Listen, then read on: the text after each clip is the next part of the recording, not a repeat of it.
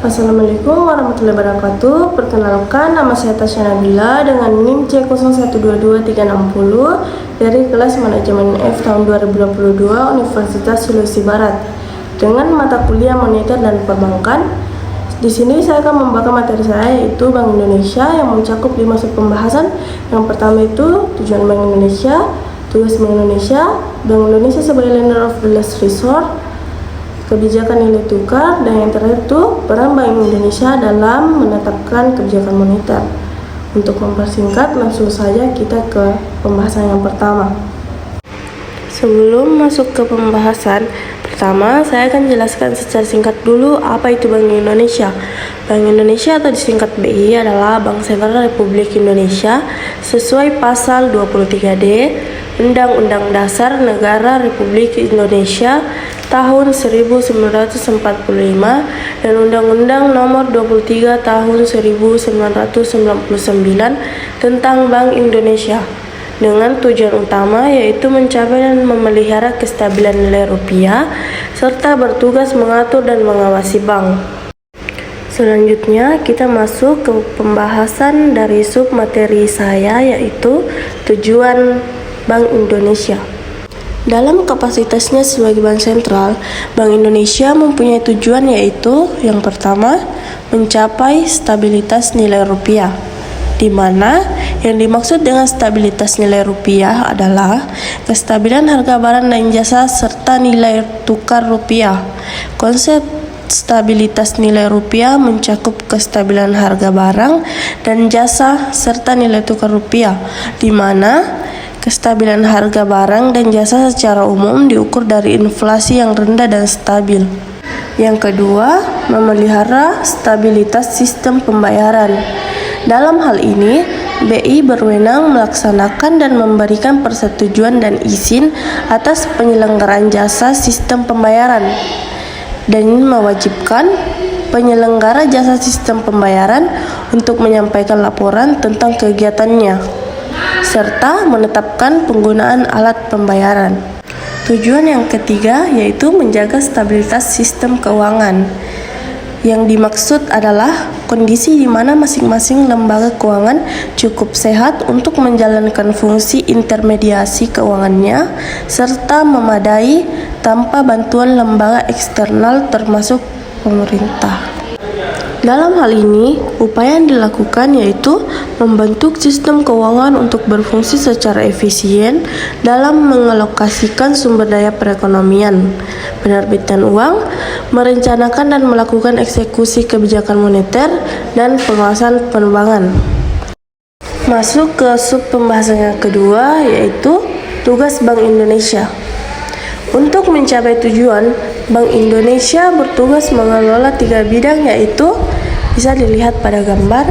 Yang pertama itu ada moneter, dilanjutkan stabilitas sistem keuangan, dan yang terakhir itu sistem pembayaran. Di slide ini saya akan menjelaskan apa saja yang ditugaskan untuk dikelola oleh Bank Indonesia. Yang pertama itu ada moneter. Tujuan utama kebijakan ini adalah untuk mencapai stabilitas nilai rupiah, memelihara stabilitas sistem pembayaran, serta turut menjaga stabilitas sistem keuangan guna mendukung pertumbuhan ekonomi yang berkelanjutan. Sebagaimana tercantum pada pasal 7 Undang-Undang Nomor 23 Tahun 1999 tentang Bank Indonesia, sebagaimana telah beberapa kali diubah terakhir dengan Undang-Undang Nomor 4 Tahun 2023 tentang pengembangan dan penguatan sektor keuangan. Yang kedua, ada sistem keuangan, yaitu kondisi sistem keuangan yang berfungsi secara efektif dan efisien serta mampu bertahan dari gejolak yang bersumber dari dalam negeri dan luar negeri. Ketiga, yaitu ada pada bidang sistem pembayaran. Yang dimaksud di sini adalah sistem yang mencakup seperangkat aturan, lembaga, dan mekanisme yang dipakai untuk melaksanakan pemindahan dana guna memenuhi suatu kewajiban yang timbul dari suatu kegiatan ekonomi. Pada prinsipnya, sistem pembayaran memiliki 3 tahap pemrosesan, yaitu otorisasi, clearing, dan penyelesaian akhir atau settlement. Kita masuk pada sub pembahasan yang ketiga, yaitu Bank Indonesia sebagai lender of the last resort. Lender of the last resort sendiri dapat didefinisikan sebagai suatu fungsi dari Bank Indonesia untuk memberikan bentuk pendanaan kepada bank yang mempunyai kesulitan likuiditas yang dihadapi dalam keadaan darurat, di mana pengaturan tentang lender of the last resort ini sudah beberapa kali berubah sejalan dengan perubahan Undang-Undang Bank Indonesia, dari mulai Undang-Undang Nomor 23 Tahun 1999, Undang-Undang Nomor 3 Tahun 2004, dan Undang-Undang Nomor 6 Tahun 2009. Lalu, pasca dibentuknya Otoritas Jasa Keuangan atau biasa disingkat OJK pada tahun 2011, dibuatlah Undang-Undang Nomor 9 Tahun 2016 tentang pencegahan dari penanganan krisis sistem keuangan atau UU PPKSK yang berkritik berat pada pencegahan dan penanganan permasalahan bank sistematik sebagai bagian penting dari sistem keuangan. Dalam UU PPKSK diatur pula tentang penyediaan penjaminan likuiditas jangka pendek didukung agunan berkualitas tinggi bagi bank yang butuh likuiditas oleh Bank Indonesia, yang mana hal tersebut adalah pengaturan lender of the last resort yang sebelumnya diatur oleh Bank Indonesia. Lahirnya UU PPKSK membawa dampak terhadap kewenangan Bank Indonesia sebagai the lender of the last resort yang diatur dalam pasal 53 ayat 1 UU PPKSK, yang pada intinya menghapuskan pasal 37 A Undang-Undang Nomor 10 Tahun 1998, Pasal 11 ayat 4 dan ayat 5, serta Pasal 55 ayat 5 Undang-Undang Nomor 23 Tahun 1999 tentang BI, Pasal 1 angka 25, Pasal 44, Pasal 45, Pasal 46, dan Pasal 69 ayat 3 Undang-Undang Nomor 21 Tahun 2011 tentang OJK.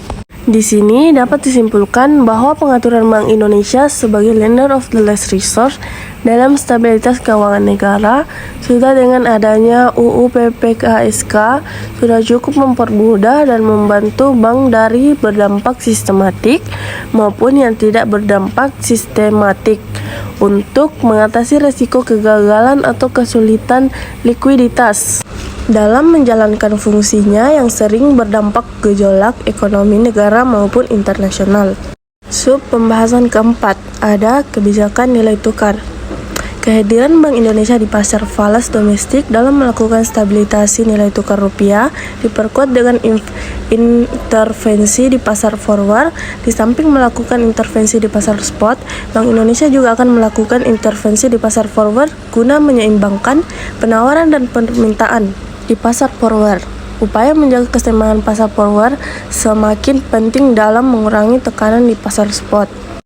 Sinergi kebijakan Bank Indonesia dan pemerintah melalui paket kebijakan September 2 diharapkan dapat memperkuat stabilitas makro, ekonomi, dan struktur perekonomian Indonesia, termasuk sektor keuangan, sehingga semakin berdaya tahan.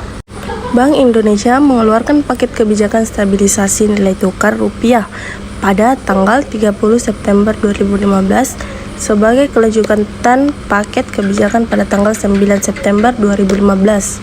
Paket kebijakan lanjutan tersebut difokuskan pada 3 pilar kebijakan, yaitu yang pertama, menjaga stabilitas nilai tukar rupiah, kedua, memperkuat pengelolaan likuiditas rupiah, tiga, memperkuat pengelolaan penawaran dan permintaan valuta asing atau falas. Kita masuk pada sub pembahasan yang terakhir, yaitu sub pembahasan yang kelima, peran Bank Indonesia dalam menetapkan kebijakan moneter. Bank Indonesia memiliki peran penting dalam menjaga stabilitas nilai rupiah dengan melalui instrumen suku bunga dalam operasi pasar terbuka. Dan kedua, mendukung pertumbuhan ekonomi yang berkelanjutan. Dengan penerapan kebijakan moneter melalui penerapan suku bunga terlalu ketat, cenderung bersifat mematikan kegiatan ekonomi. Begitu pula sebaliknya. Oleh karena itu, untuk menciptakan stabilitas moneter, Bank Indonesia telah menerapkan suatu kebijakan yang disebut Inflation Targeting Framework, di mana yang dimaksud Inflation Targeting Framework atau disingkat ITF adalah suatu kerangka kerja atau framework kebijakan moneter mengenai kisaran target sasaran inflasi yang hendak dicapai dalam beberapa periode ke depan secara diumumkan kepada publik sebagai perwujudan dari komitmen dan akuntabilitas Bank Sentral. Berakhir sudah penjelasan materi dari saya ucapkan terima kasih.